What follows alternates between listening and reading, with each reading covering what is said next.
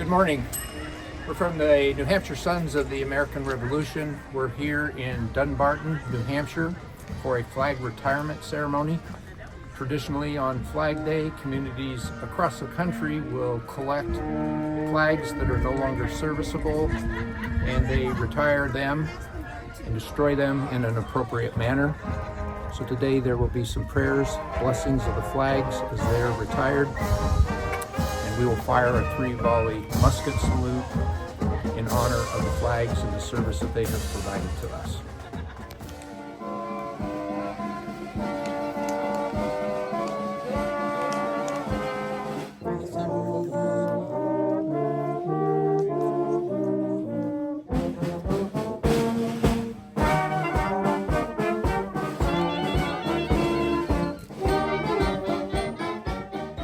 I'm Commander Chuck Frost of the Dunbarton American Legion Post, and I'm going to be presiding over this ceremony that's been organized by mostly Don Larson here of Flags Around Dunbarton.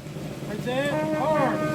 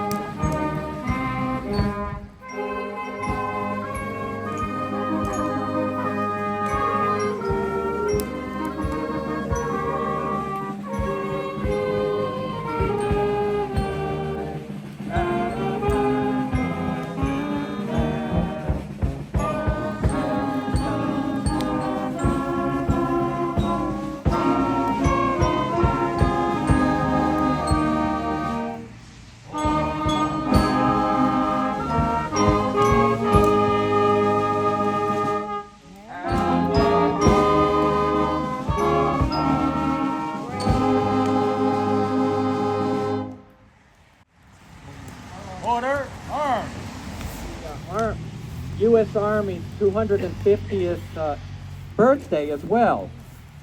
So we celebrate all these things today, and this is an appropriate day to have a flag retirement ceremony. Good morning on the anniversary of the American Army, created by an act of the Continental Congress on the 14th of June, 1775. And it absorbed what we know of as the New England Army of Observation, here up in the New England states. 3 days after the creation of the Army fought its first major engagement at Bunker Hill. Although at that time, they didn't even know they were in an army, because word had not arrived from Philadelphia. With the Battle of Bunker Hill, we knew that we were in active conflict with the King's forces. Action was taken to start to create a Navy. A Navy was created in the fall with the christening of the Alfred, America's first ship. Now, one of the needs when you have ships at sea, you must have a flag. The flag has to be able to be recognized by the ports you go to, has to be able to be recognized by your own troops, your own ships. And they developed a flag that really was based on the British Red Ensign. The British Red Ensign was a red flag with the Jack, Union Jack, in the canton. This is the Jack that was used. It's the Jack that was used from 1707 to 1800, before the incorporation of Ireland into Great Britain. Nobody knows who came up with the idea for the actual design, or who made the original flag, and no original copies exist that we know of. But using the red ensign, very easy to make the flag by sewing on white stripes for the 13 colonies. This became, in fact, the first national flag. Not official, no act of the Continental Congress created it, but it was the flag flown by our ships. It was the first flag saluted by a foreign government, which was in the Netherlands when one of our ships sailed into port. It was used on all our ships, as well as shore installations, and probably some moving units, but it was never mentioned in any documentation.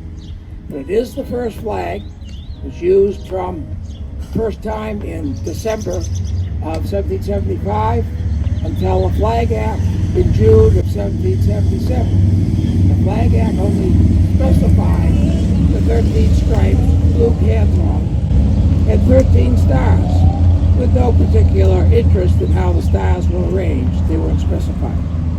So that is called the Continental Colors, or the Grand Union flag. Grand Union is a term that was used much later than the period in which it was developed. Thank you. The American flag comes in all sizes, many, and also serves many purposes.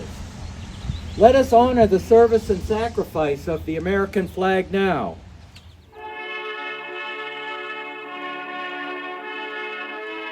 I am the flag of the United States of America. I was conceived in the dreams of liberty and the hopes of freedom. Though I was never an orphan, my current form of red, white, and blue was adopted by the Continental Congress in 1777 and proclaimed the national emblem of a nation newly born on this continent, fighting valiantly for survival and destined to bring to all mankind a new concept of life, liberty, and the pursuit of happiness. I've been many places and witnessed many events in our American history. I was born shortly after the midnight ride of Paul Revere that led to the shot that was heard round the world at the battles of Lexington and Concord, and when General Washington became our first commander-in-chief. I felt the biting cold at Valley Forge and gave comfort to the tired and hungry Continental Army. I saw Molly Pitcher take the cannon swab from the hands of her wounded husband and help carry on the fight for freedom. I was flown above the decks of Old Ironside and John Paul Jones's warship Ranger during the Revolutionary War. I was still flying after the bombardment by the British in the late twilight at Fort McHenry during the War of 1812, inspiring Francis Scott Key to write The Star-Spangled Banner. I blazed the trail west with Daniel Boone and Davy Crockett. I stood beside Davy Crockett and Jim Bowie at the Alamo. I was carried by troops during the Civil War. I fell to the ground at Custer's last stand at Little Bighorn, and there were no friendly hands left to pick me up. I was carried by Blackjack Pershing's army during World War I. During World War II, I was carried by the Marines through the halls of Montezuma and to the shores of Tripoli in North Africa. I was there during the invasion at Normandy, France. I was raised by 6 brave soldiers during the hell of Iwo Jima in the South Pacific. I stayed with our troops of World War II until it was over. I proudly wave over our troops keeping the peace in Korea. I proudly flew during the conflicts in the jungles of Vietnam, the sands of Desert Storm, and battles in Iraq and Afghanistan. And I'll continue to fly whenever our troops are in harm's way. I've been carried to the South Pole, the North Pole, and on every space mission. I was planted in permanent flying position by astronauts on the moon. I've seen many of the men of our nation fall and lie still in death. I have kept my vigil over graves, amid the crosses, row on row, around the world. The purity of our veterans is remembered in my white stripes. Their blood has given me stripes of red. Their souls are cradled in my stars, and their courage embedded in my blue. I am many things to many people. I am an inseparable link in the chain that binds men to God and country. I am the red, white, and blue, the Star-Spangled Banner, the stars and stripes, but I am most commonly known by my nickname, Old Glory.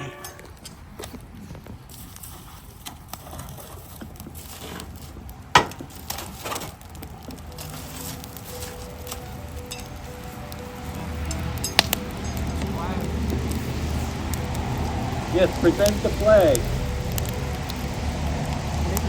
Okay.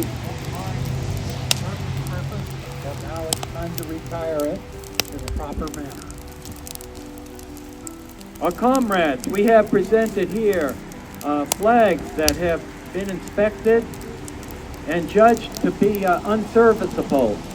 They have served this country in honorable ways. I also want to mention that the sixth grade class assisted the American Legion members in placing new flags on the graves of the veterans in the 4 cemeteries in Dunbarton. While this flag burns, veterans will go to order arms.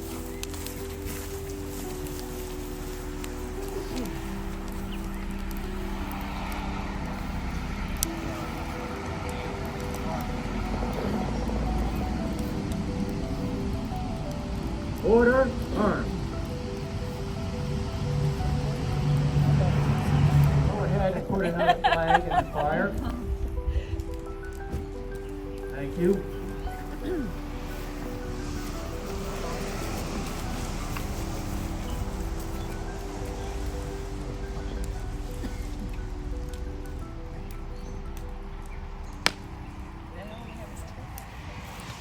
Salute for us.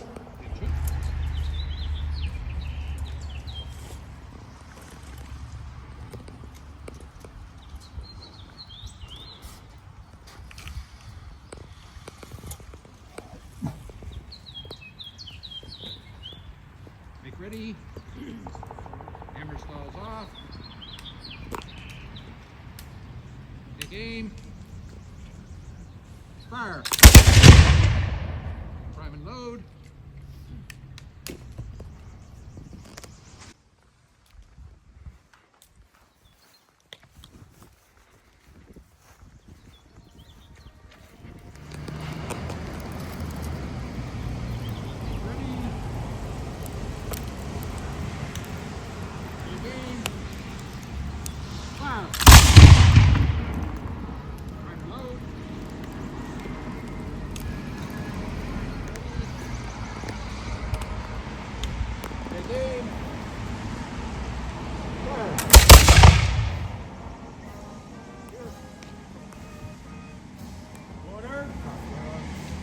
Order arms.